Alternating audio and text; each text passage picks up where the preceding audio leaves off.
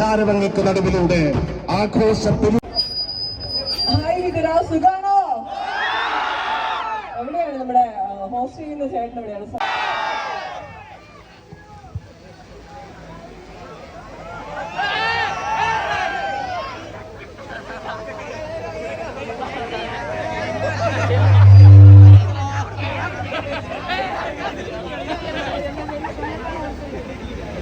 ഗാർമെന്റ്സും എല്ലാം അവൈലബിൾ ആണ്. എല്ലാത്തരം വസ്ത്രങ്ങളും അവൈലബിൾ ആണ്. ഒരു വെഡിങ്, ഫോർമൽ, കാഷ്വൽ തുടങ്ങിയ ഒരു വീട്ടിൽ.